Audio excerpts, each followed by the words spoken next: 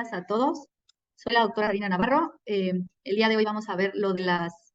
Bueno, me basé un poco en las guías de práctica clínica, sin embargo, están un poco desactualizadas. Entonces vamos a hablar sobre todo sobre el diagnóstico oportuno de cáncer cervicuterino y cáncer de mama. En cuanto al cáncer cervicuterino, como les digo, me basé mucho en la guía clínica, pero actualicé unas cosas. Y en cuanto a cáncer de mama, tenemos algo mejor que la guía de práctica clínica, que es el consenso el consenso de diagnóstico y tratamiento de cáncer de mama, que se actualiza cada 2 años con opiniones de expertos, porque es una reunión de expertos en el tema que pues norma o nos ayuda a los oncólogos a tomar decisiones en pacientes oncológicos. Entonces, me parece que ese es mucho mejor que la práctica clínica. Voy a empezar a compartir la pantalla. Me dicen si hay un problema, si no se escucha, o si no se transmiten, ¿de acuerdo?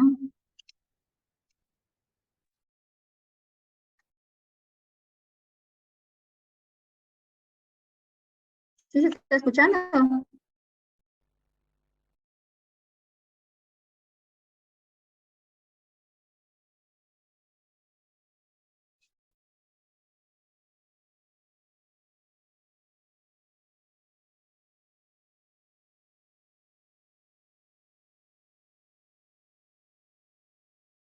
Este,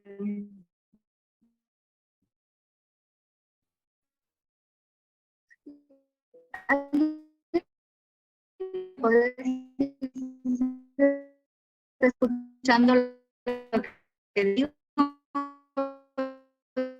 Si se ven las diapositivas.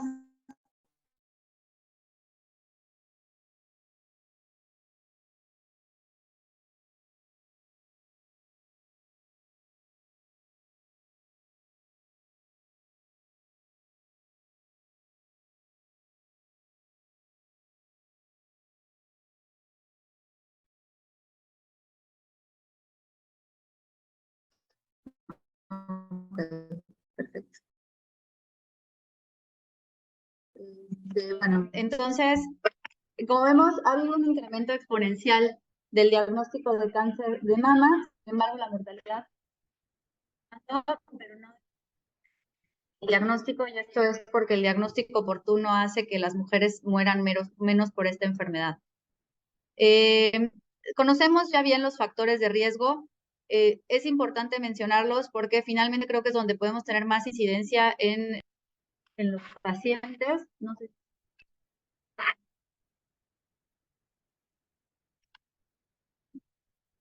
Es donde podemos tener más incidencia en los pacientes. Hay factores que,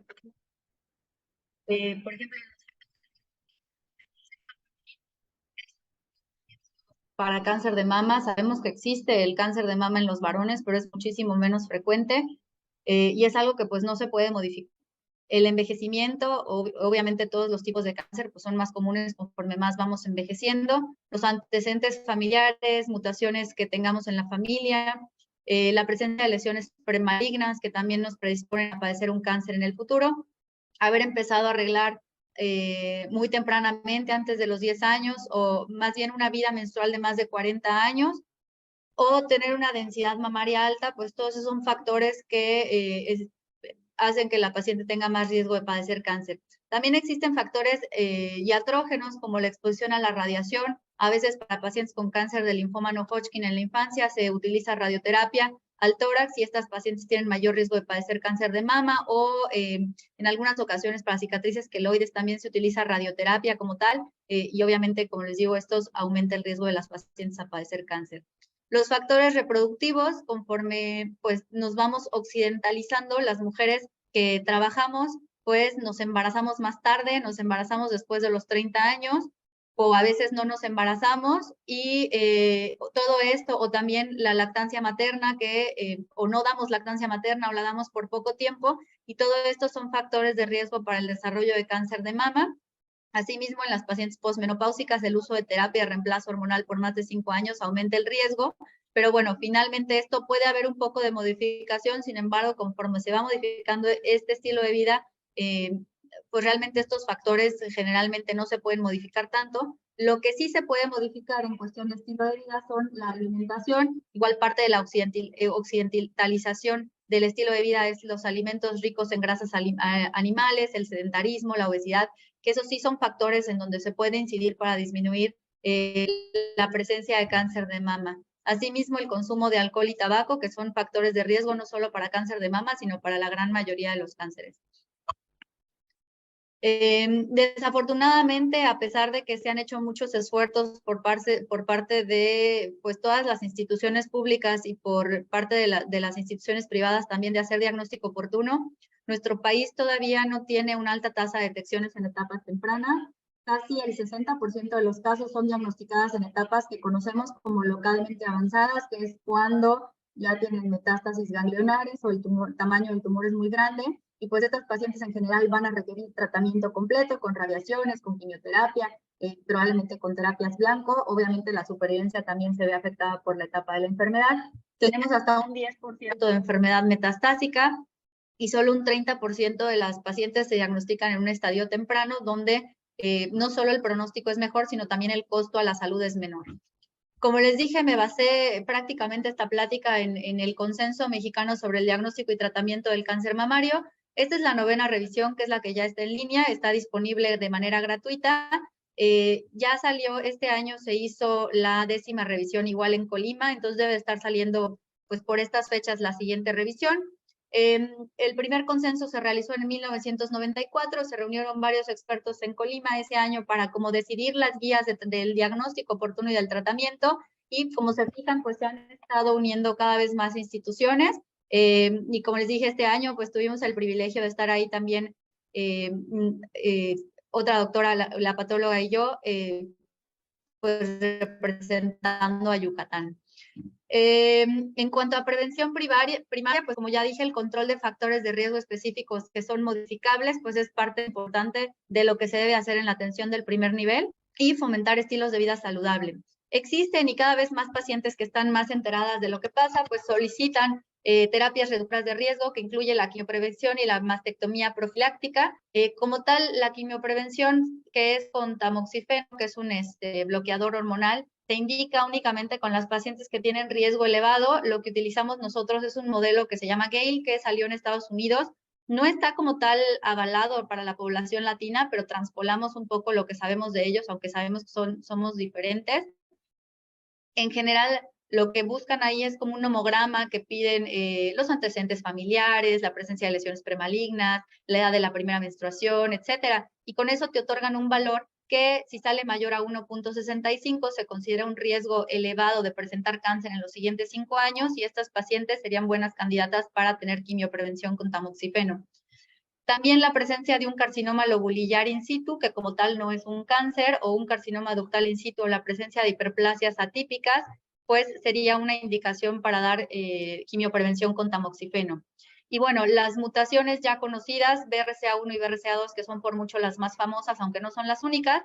En general, con las portadoras de estas mutaciones se puede indicar una mastectomía profiláctica, como la que se hizo Angelina Jolie y se volvió muy famosa en sus tiempos. Sin embargo, si hay pacientes que no desean realizarse la mastectomía profiláctica, se puede iniciar o indicar quimioprevención.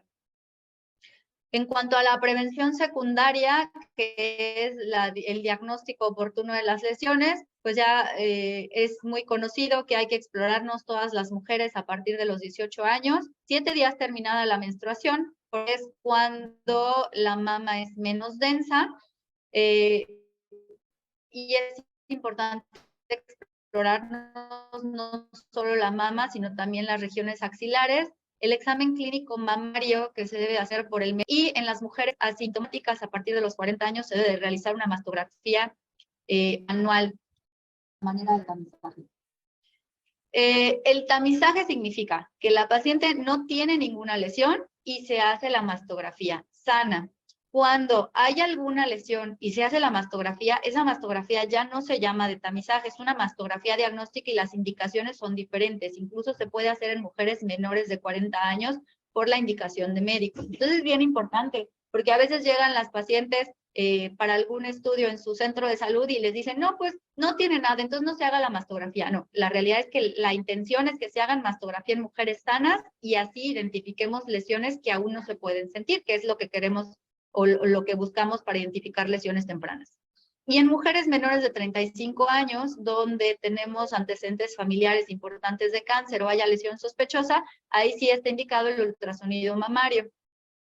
El uso del ultrasonido en conjunto con la mastografía aumenta la sensibilidad de la mastografía para la detección de lesiones sospechosas de malignidad. Entonces, como no es obligatorio, pero sí es altamente recomendado que se haga el estudio integral. Y como dije anteriormente, las mujeres que tengan síntomas se deben de realizar la mastografía y el ultrasonido de manera diagnóstica según las necesidades del médico que lo solicite.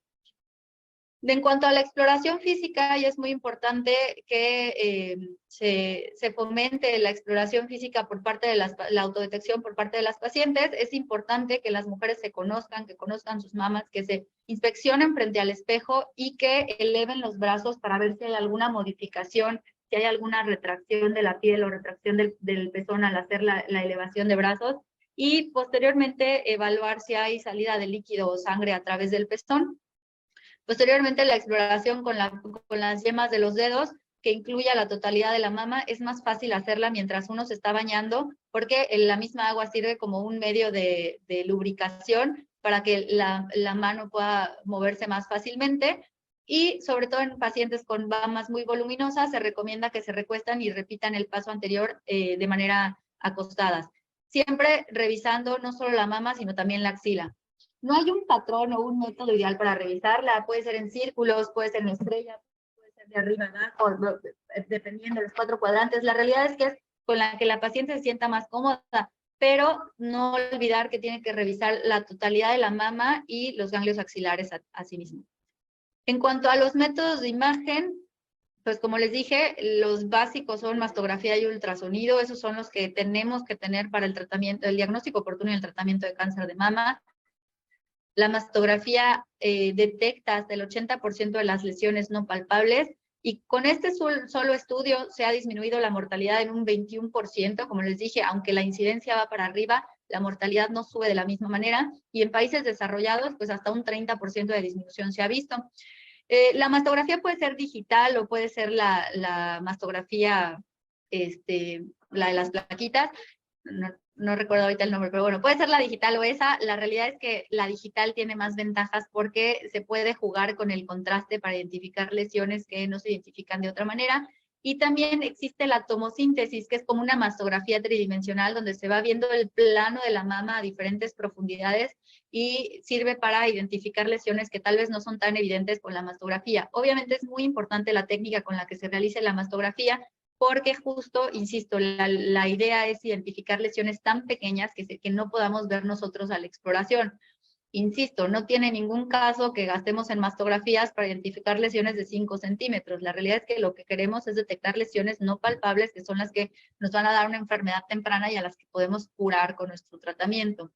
Aunado a esto, el ultrasonido mamario y axilar, que siempre van juntos, es un estudio complementario que nos sirve sobre todo para las pacientes jóvenes o las pacientes que tienen mamas más densas. Obviamente requiere un personal capacitado. Hay radiólogos especialistas en mama que tienen un poco más de experiencia para identificar lesiones y es el estudio ideal para tomar biopsias y para evaluar ganglios axilares. En caso de que con estos 2 estudios no sea suficiente para tener un diagnóstico, podemos apoyarnos de resonancia magnética mamaria con contraste que nos ayuda para ver el patrón de captación de contraste en la lesión. Se utiliza como un estudio complementario, no para todas las pacientes, e incluso existe el PET o la tomografía por emisión de positrones para mama, que nos habla no solamente de un resultado, también nos habla un poco de funcionalidad y de qué tanto las células están activas en la mama.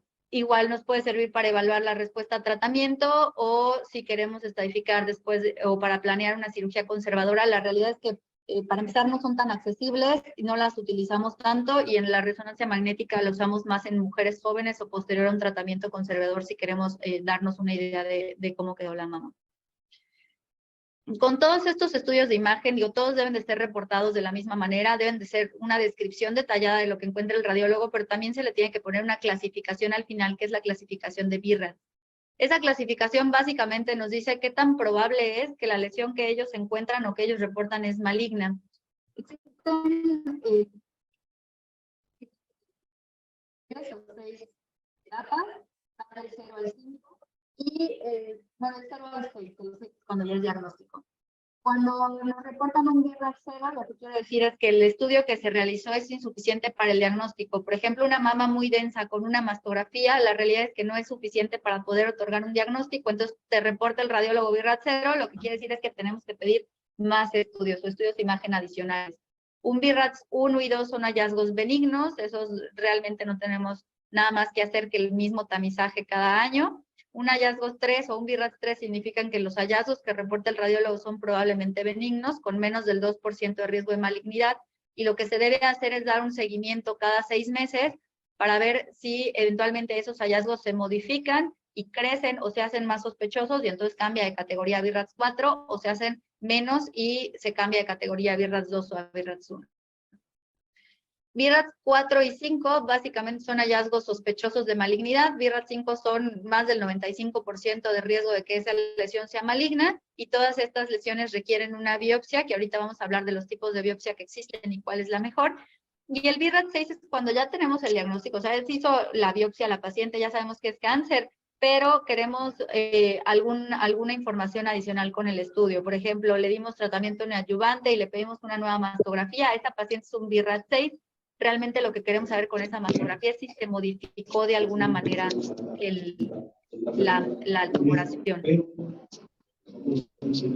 En cuanto a los tipos de biopsia, el estándar de oro es la biopsia quirúrgica, la biopsia donde se quita el tumor y se manda a analizar por completo. Sin embargo, la desventaja que tiene es que es un procedimiento quirúrgico y no nos permite conocer mucha información del tumor que necesitamos para tratarlo. Hoy por hoy no se usa de manera rutinaria, no es el estudio ideal con el que tendríamos que empezar un cáncer de mama.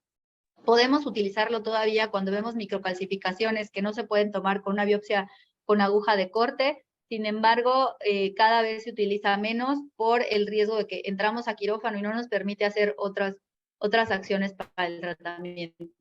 El estándar que utilizamos nosotros es la biopsia con aguja de corte, donde se introduce una aguja gruesa, se obtiene un cilindro de tejido y ese se manda a analizar, se hacen cortes histológicos y de esta manera podemos pues tener un diagnóstico certero. La desventaja, bueno, la ventaja que se puede hacer en el contexto nos da mucha información para empezar.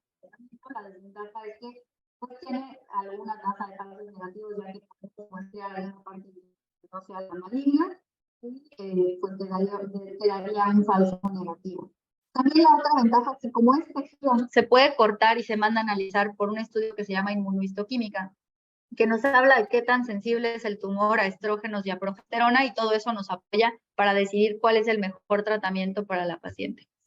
Y finalmente, la biopsia por aspiración de aguja fina. La aguja fina es una aguja entre 22 y 24 gauge, es la aguja amarilla que conocemos. Sería un buen estudio para evaluar los ganglios axilares, ya tenemos el diagnóstico de cáncer de mama, pero como tal, para hacer diagnóstico de cáncer de mama, no es que no salga, si sale, pero la desventaja que tiene es que de ahí no podemos obtener pues el patrón histológico, porque lo que analizamos son las células, es un estudio citológico, y no podemos obtener muestra para inmunohistoquímica. Por lo tanto, lo ideal es empezar con una biopsia con aguja de corte. Si se puede, poner un marcaje con un clip metálico para valorar la respuesta al tratamiento neoadyuvante en caso de que la paciente vaya a requerir tratamiento neoadyuvante, y posteriormente pues ya dar el tratamiento que requiera la paciente. Entonces, ya no solamente necesitamos saber si es cáncer de mama o no es cáncer de mama, no solamente necesitamos saber qué tipo de cáncer es, no solamente el nombre histológico, sino que aparte necesitamos saber información adicional que es la inmunohistoquímica. Básicamente lo que tienen que reportar con patología es el histológico, el histológico y los receptores hormonales, los receptores y el Cal66, que es una proteína que nos habla de la reproducción celular, o sea, de qué tanto se están reproduciendo las células en ese espécimen. Con todo esto, pues tenemos el nombre y apellido de la lesión, que es el más común, carcinoma ductal infiltrante, pero todos estos son otros tipos de cáncer de mama que también podemos encontrar. Pero también tenemos los subtipos moleculares con los cuales podemos aproximar, o sea, podemos decidir cuál es el mejor tratamiento, nos hablan de pronóstico, sobre todo para, por ejemplo, el cáncer 2 positivo, tienen una terapia blanco que es específica contra ella, nos hablan de qué tanto podemos esperar de respuesta patológica con el tratamiento ayudante, y todo eso nos ayuda para definir el mejor tratamiento que vamos a dar al paciente. En la primera consulta con el oncólogo quirúrgico o ginecólogo, oncólogo o cirujano oncólogo, cualquiera de los dos, lo que debemos hacer es una exploración, una historia clínica completa, investigando o indagando los antecedentes familiares con mucha importancia en eso. Exploración física completa, evaluando los ganglios supraclaviculares, la mama y los ganglios axilares, y la solicitud de estudios de extensión que tienen como fin evaluar qué tan extensa o qué tanto ha viajado la enfermedad a algún otro sitio. De entrada, para evaluar los órganos a donde más viaja el cáncer de mama son pulmones, hígado y huesos. Entonces, lo que pedimos es una tomografía. Generalmente aquí pedimos una tomografía tóraco-abdominal, pero se puede, si no hay los recursos, se puede tomar una radiografía de tórax y un ultrasonido abdominal, o si tenemos más recursos, podemos pedir una resonancia magnética. Y el gamagrama óseo solo lo solicitamos si hay dolor óseo o hay alteración en las pruebas de función hepática. La fosfatasa alcalina normalmente cuando hay metástasis óseas se eleva, entonces indicamos el gamagrama óseo, ya que no contamos con ese estudio en el hospital, tenemos que pedir que lo hagan por fuera. Y en casos de enfermedad localmente avanzada se puede solicitar, si se cuenta con el recurso, un PET-CT. La idea es saber la etapa clínica de la enfermedad, poderla clasificar. No me interesa que se aprendan todas las etapas clínicas, simplemente las etapas 1 son tumores pequeños de menos de 2 centímetros que están localizadas en la mama, las etapas 2 son tumores que ya viajaron a los ganglios de la axila o son más grandes, las etapas 3 y 4 son tumores voluminosos con conglomerados ganglionares o incluso que ya afectaron la piel o se fijó la piel. Y bueno, cuando ya hay metástasis, pues ya viajaron a otros órganos. Y como les dije, no solamente saber el tamaño del tumor, la cuestión ganglionar, sino que tenemos que saber el tumor, la presencia o no de receptores de estrógenos, progesterona y HER2/neu. Con esto obtenemos una etapa clínica, bueno, una etapa pronóstica que nos habla de cómo le va a ir a la paciente con nuestros tratamientos. Ya que tenemos una estadificación correcta, podemos definir cuál es el mejor manejo para la paciente. Para los carcinomas in situ, pues para ellas el tratamiento siempre de inicio es con cirugía. Se puede ofrecer cirugía conservadora o mastectomía, siempre y cuando con la cirugía conservadora obtengamos márgenes de más de 3 milímetros y todas estas pacientes a las que se les va a ofrecer cirugía conservadora por un cáncer in situ van a recibir radioterapia, sí o sí. Si hay imposibilidad para recibir radioterapia o la relación mama-tumor es desfavorable o encontramos que tiene muchos tumores en toda la mama, que eso se llama enfermedad multicéntrica, pues la realidad es que esas pacientes serían candidatas a mastectomía. Si se va a hacer mastectomía, se sugiere realizar gangliocentinela, aunque no es obligatorio, porque como quitamos toda la mama, si resulta que hay algún componente invasor, después perdemos la oportunidad de hacer el ganglio centinela y si no se lo hicimos, tendríamos que hacer una disección radical de axila, lo cual aumenta la morbilidad de las pacientes. Y el cáncer de mama, ya el invasor se puede dividir en si la etapa es temprana o no es temprana. Para fines prácticos, las etapas tempranas con una buena relación mama-tumor se puede ofrecer cirugía conservadora o mastectomía total, idealmente con ganglio centinela, porque evitamos la morbilidad de la disección radical de axila y obtenemos una estadificación adecuada de los ganglios axilares. Si por alguna razón tenemos 1 o 2 ganglios con metástasis, lo que se recomienda es llevar a la paciente a neoadyuvancia para ver si con eso disminuye el ganglio linfático, que hasta un 50% de los ganglios en general van a desaparecer, y posteriormente hacerle un ganglio centinela a la paciente. Si tenemos conglomerados ganglionares o tumores muy voluminosos, la paciente debe de ir a neoadyuvancia debe recibir primero quimioterapia, disminuir el tamaño del tumor, disminuir el número de metástasis axilares y posteriormente ser llevadas a una cirugía que también puede ser cirugía conservadora o una mastectomía, cualquiera de las dos dependiendo de la evaluación clínica, y una disección radical de axila en caso de que tenga un conglomerado axilar.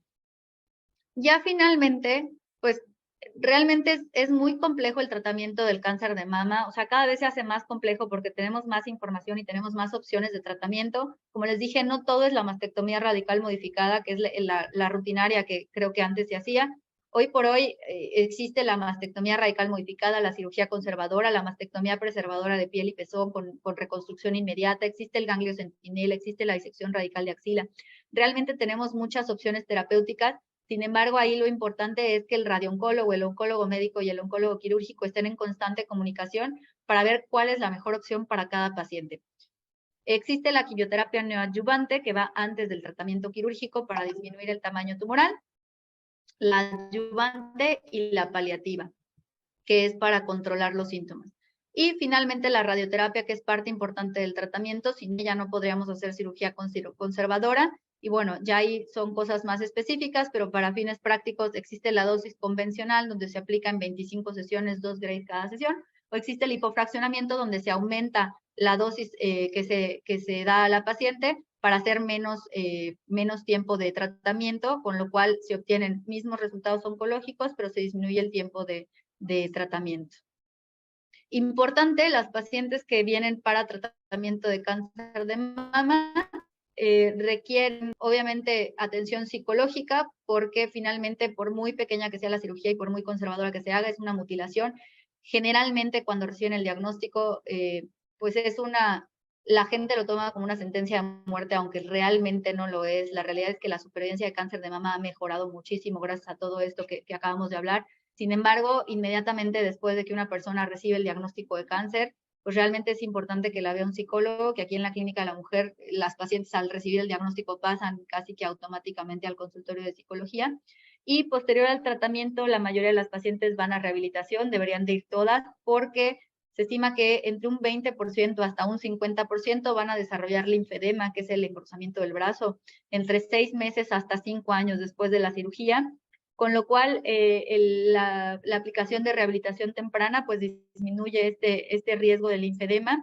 Y bueno, todas esas son las medidas de evitar que se presente esta condición. Importante, y es algo que debemos saber, del brazo donde está operado, donde se le hizo la disección radical de axila, pues no puede cargar cosas pesadas, no puede dormir sobre ese brazo, no se pueden tomar muestras, ni aplicar contraste, ni tomar la presión de ese lado, de preferencia, si tiene un cáncer de mama, se utiliza el otro lado para disminuir los riesgos del linfedema.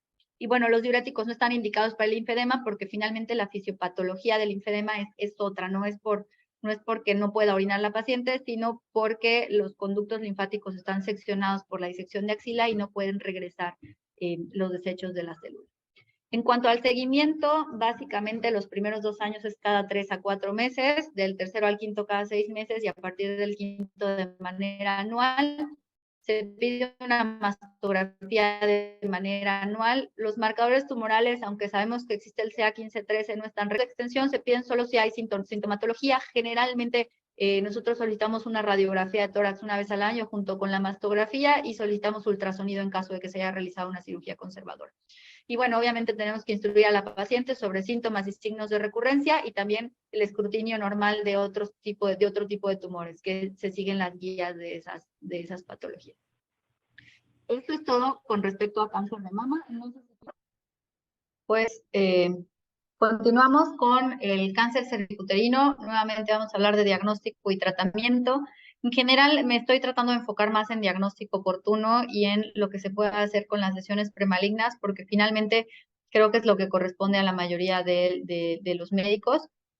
En general, creo que ya las cuestiones del tratamiento, pues es más de oncología.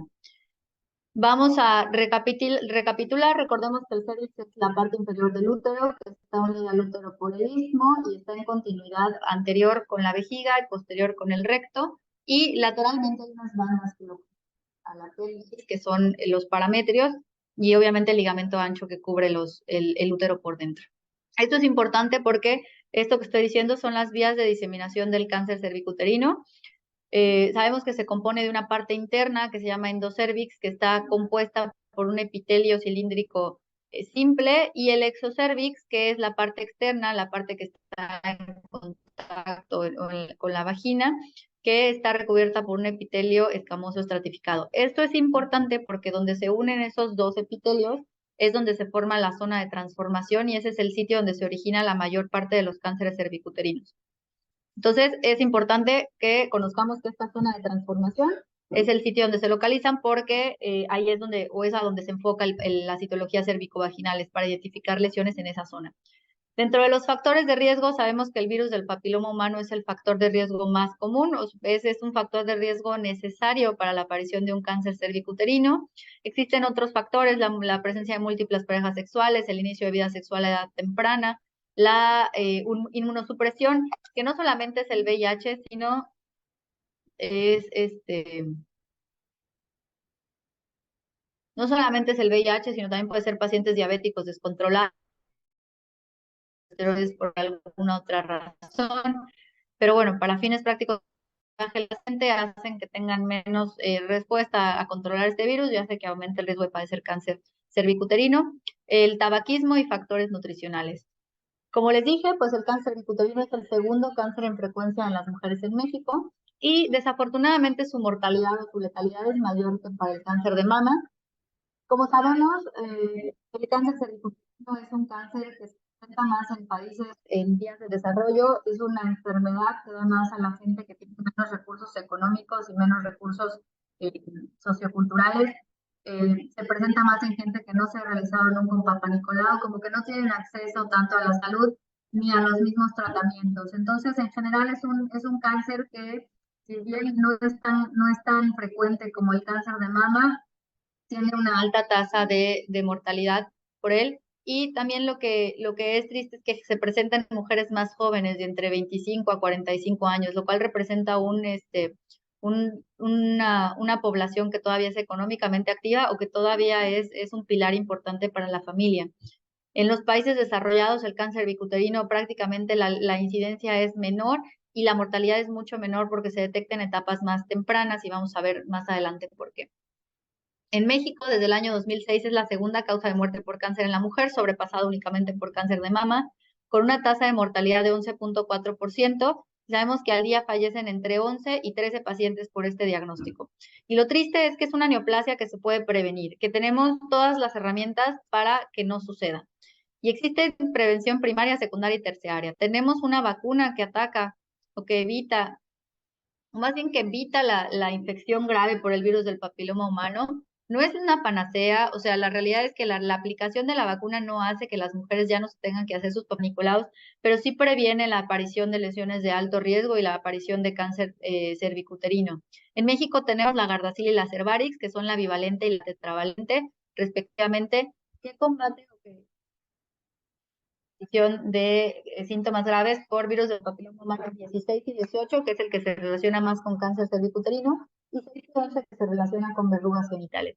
Existe una vacuna nonavalente, que es, me parece, Gardasil, que ataca a todas estas cepas de virus del papiloma humano. Me parece que esa no hay en México, pero bueno, tenemos las otras dos. La recomendación es vacunar, la recomendación según la Cartilla Nacional de Vacunación y según las guías de práctica clínica es vacunar únicamente a mujeres entre 11 y 12 años. Sin embargo, la recomendación internacional es vacunar tanto a hombres como mujeres, porque sabemos que a los hombres no les va a dar cáncer cervicuterino, sin embargo, son portadores del virus del papiloma humano y el hecho de prevenir en ellos previene finalmente en las mujeres. Se pone generalmente entre los 11 y 12 años porque es antes de empezar a tener vida sexual activa, que es cuando mejor funciona. Sin embargo, se puede empezar desde los 9 años y se puede poner a cualquier edad. Si la paciente no ha estado expuesta con estos serotipos, pues finalmente es una ventaja. Tenemos la prevención secundaria, que es la realización del Papa Nicolau, y mucho se habla sobre el Papa Nicolau, la citología cervicovaginal, porque sabemos que no es perfecta, sabemos que es un poco molesta, la realidad es que tampoco es algo muy doloroso, pero finalmente pues es algo invasivo, se tiene que colocar un espejo, se tiene que identificar el cervix, se tiene que tomar una muestra, que si se fijan en la forma del cepillito, la idea es tomar una muestra tanto del endocervix como del endocervix, Tiene falsos negativos porque finalmente depende de la persona que realice la muestra, de que el tiempo que estuvo la muestra en contacto con el aire y que no se le puso el spray para fijar y que si el traslado. Tiene falsos negativos que van desde el 25 hasta el 50%. Sin embargo, sabemos que al hecho de realizarlas de manera rutinaria una vez al año, disminuye esta tasa de falsos negativos. Si se nos pasó en un año, pues al siguiente año se diagnostica, que es la importancia de realizarlo. Y sabemos que en las poblaciones donde no se realiza tienen de 2 a 10 veces más riesgo de padecer cáncer cervicuterino invasor y obviamente de fallecer por esto. Esta es una tasa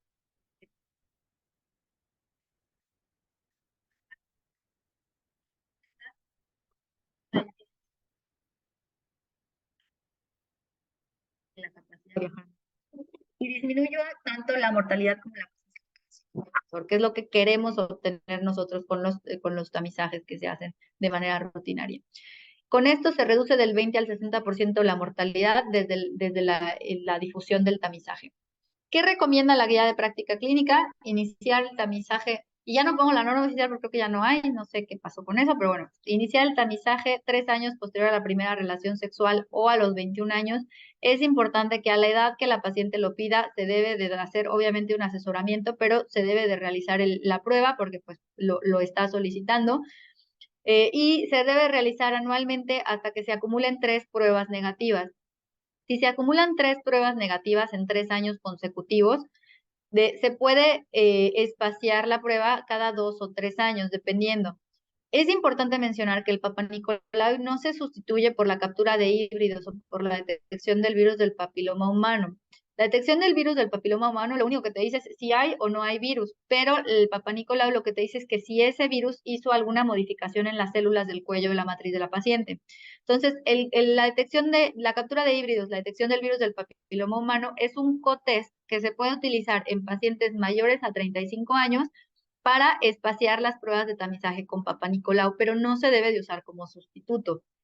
Y también no se recomienda hacerla en mujeres menores a 35 años porque la mayoría de estas mujeres tienen una vida más sexual más activa. Entonces puede haber la presencia del virus del papiloma humano sin un cambio, o sea, sin un cambio en la estructura de las células, lo cual no representa no requiere un tratamiento para la paciente y únicamente generamos estrés para las pacientes al decirles tienes el virus del papiloma humano, siendo que es una infección muy común que generalmente en pacientes sanas pues el mismo cuerpo lo elimina.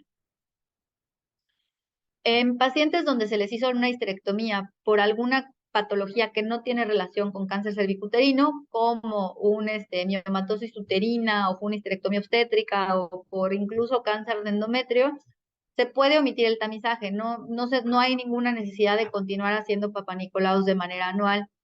En mujeres con histerectomía subtotal donde se deja cervix, pues obviamente sí, porque pues ellas todavía tienen la zona de transición y tienen ese sitio donde se puede presentar.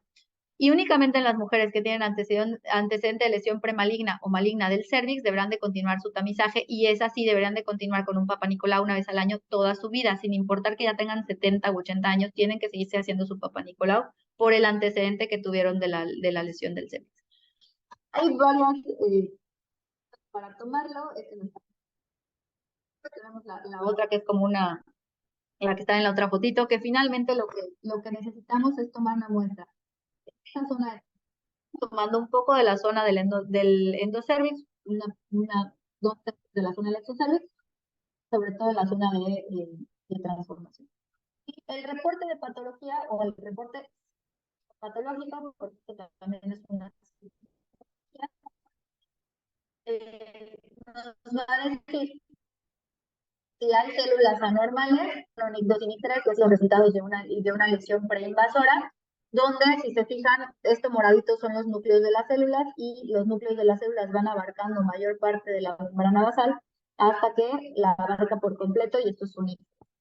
Siempre y cuando no invada esta zona, esta es la membrana basal, se considera una lesión preinvasora. Una vez que la invade y empieza a tener invasión al estroma como tal, pues ya se considera una lesión invasora, ya es como tal un cáncer y eso requiere otro tratamiento. Para fines prácticos, los criterios de referencia es una mujer posmenopáusica que tenga sangrado transvaginal, pues tiene que ir a ginecología, porque la cáncer puede ser algo endometrial, puede ser algo cervical, pero bueno, debe de tener una revisión con un especialista, que en este caso es el ginecólogo. Y cuando va la paciente a realizar un papanicolado, tiene sangrado constante y al realizar una exploración ginecológica de una descensosa, no se puede tomar la citología cervical, entonces se envía a clínica de displasias o a ginecología para que tengan una exploración con un especialista en caso necesario.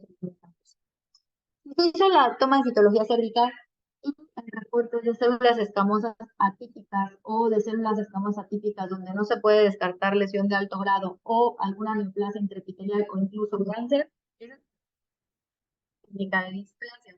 Porque hay que recordar que la citología. Nosotros para dar un tratamiento necesitamos un reporte histopatológico, que es lo que toman en la clínica de displasia. Una vez que llegan con estos diagnósticos, se toma una biopsia y ya con la biopsia llegan con el oncólogo quirúrgico para dar el tratamiento que sea necesario. Sí ha pasado que reportan neoplasia intraepitelial cervical y al final no son nada, o que reportan una lesión escamosa atípica y es un cáncer de útero. Entonces, por eso es importante que primero vayan a clínica de displasias, que lo tenemos también aquí en la clínica de la mujer, o a ginecología. Aquí en colposcopía lo que se hace es que se introduce una cámara para observar el cuello uterino y con la cámara se ve con ampliación, se permite o le da permiso al ginecólogo para tomar un papanicolau o una biopsia en caso necesario. Existen diferentes tinciones que no voy a mencionar ahorita, pero pueden identificar lesiones que no sean tan evidentes y ellos pueden dar tratamiento a lesiones premalignas, que eso se conoce como prevención terciaria. Por ejemplo, las neoplasias intraepiteliales cervicales 1 o 2, o las 1 pueden requerir únicamente vigilancia. Las 2 y la 3, si el ginecólogo que hace colposcopía lo considera necesario, puede hacer un conobiopsia y con esto en general puede ser un tratamiento suficiente.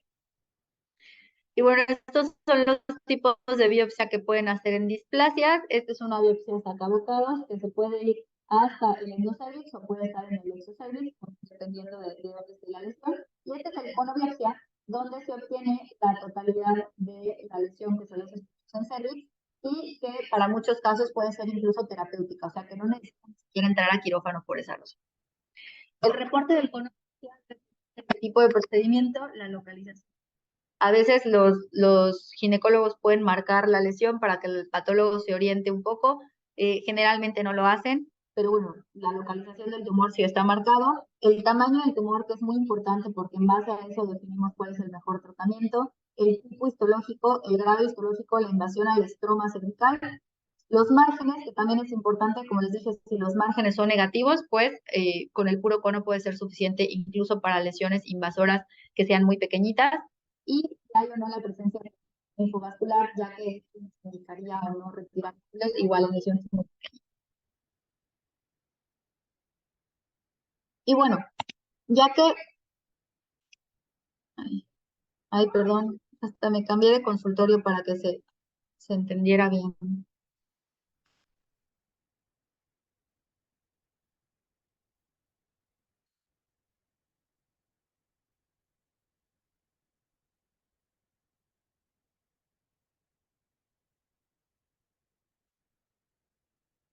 Bueno, pues voy a seguir. Ya me falta poquito. Perdón para los que se está cortando, pero pues estoy en otro consultorio, así que no sé qué está pasando. Este, la consulta de primera vez con el oncólogo, pues obviamente igual una historia clínica completa, aunque realmente no hay un factor hereditario tan marcado como en cáncer de mama. Generalmente preguntamos sobre antecedentes oncológicos en la familia, estilo de vida, etcétera. Una exploración física que incluye una exploración vaginal y un tacto rectovaginal que es indispensable para valorar los parámetros en las pacientes con cáncer cervicuterino y también a ellas estudios de extensión, laboratorios generales, una biometría, porque generalmente empiezan con sangrado, entonces tenemos que saber si sus niveles de hemoglobina están correctos. Una química sanguínea, también por la localización del tumor puede afectar los riñones, este sí puede causar una obstrucción de los ureteros. Tenemos que evaluar la función renal y la función hepática. También, como parte de los estudios de extensión, que antes del 2018 no estaban, pero a partir de la nueva clasificación del 2018 son necesarios, es una tomografía o resonancia magnética o PET-CT, lo que se tenga accesibilidad. Nosotros tenemos acceso a la tomografía y es lo que solicitamos en la gran mayoría de los casos. para evaluar los ganglios pélvicos y los ganglios paraórticos, que son las vías de diseminación, y evaluar, no sirve tanto para evaluar el tamaño del tumor ni los parámetros, para eso sirve más la clínica, pero bueno, también nos damos una idea. Y en caso de que sospeche que hay afección de la vejiga o del recto, se debe de solicitar una cistoscopía por urología o una rectosigmoidoscopía por endoscopía. No es para todas las pacientes, únicamente para las que sospechamos afección. Igual no es mi intención que se aprendan todas las etapas clínicas. Esta es la nueva actualización del 2018, donde hubo algunos cambios importantes. En la etapa clínica 1 a 2, antes consideraba que era 1 a 2 hasta que medía 5 milímetros de longitud. La realidad es que ese criterio ya se quitó. Se agregó o se dividió el 1B, que antes solo había 1B1 y 1B2. Actualmente ya es 1B1, 1B2 y 1B3, dependiendo del tamaño del tumor. Y se agregaron estos 3C, donde antes los ganglios paraórticos se consideraban metastásicos, pero actualmente ya son regionales. Y los ganglios pélvicos, pues no hay una estadificación para esto. Para fines prácticos, la etapa 1 es un tumor confinado al cervix. En general son tumores pequeños que pueden ir desde menos de 1 milímetro, que generalmente hasta 3 milímetros se consideran microinvasores, que son los que pueden ser tratados por un cono, o hasta pues el tamaño que sea. Si miden más de 2 centímetros, en general consideramos que ya son pacientes que no son tan candidatas a cirugía y generalmente enviamos a radiooncología para tratamiento. La etapa 2 es cuando el tumor afecta vagina o paramétrios. Existe la 2A, que es cuando afecta vagina, y la 2B, que es cuando se va a paramétrios. La etapa 3 es cuando afecta hasta el tercio de la vagina o fija los paramétrios y causa hidronefosis, causa obstrucción ureteral y causa problemas con la función renal. También la etapa 3 es cuando hay afección de los ganglios pélvicos o los ganglios que están atrás de los intestinos. Y la etapa 4 es cuando se viaja o por extensión directa viaja hasta la vejiga o al recto, que como les digo están anterior y posterior, o viaja a algún otro órgano. Es raro que un cáncer cervicuterino tenga metástasis. Generalmente, pues ya cuando está muy, muy grande el tumor y causa mucho sangrado es cuando llegan con nosotros. La verdad es que tampoco nos llegan tantas con detección oportuna, pero sí nos llegan con tumores voluminosos, pero localizados únicamente al cervix o con infiltración de los paramétrios.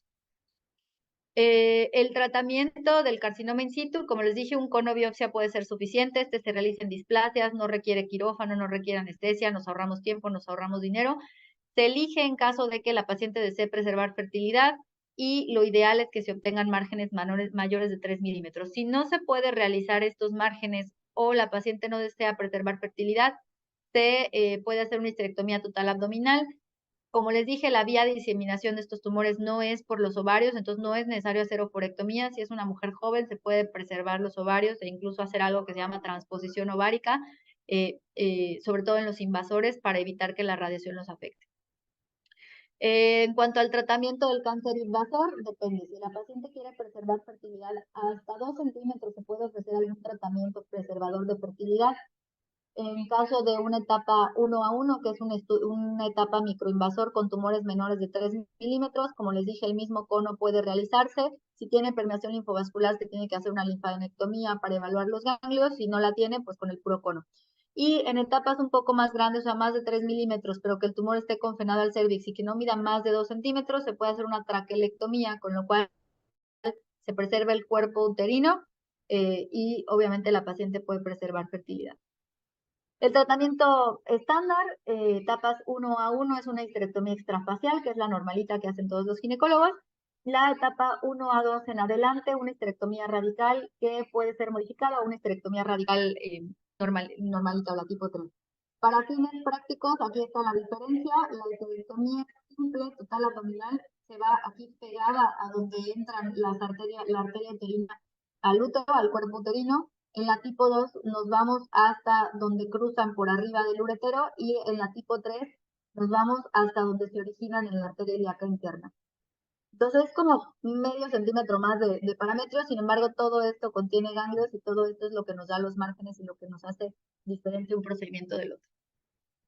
En etapas más avanzadas, 1 de 2, o sea, tumores de más de 2 centímetros, todavía se puede hacer mastectomía radical en casos seleccionados, pero en general, más de 2 centímetros, ya las pacientes van para quimioterapia, una combinación o carboplatina, dependiendo del resultado funcional, con radiación.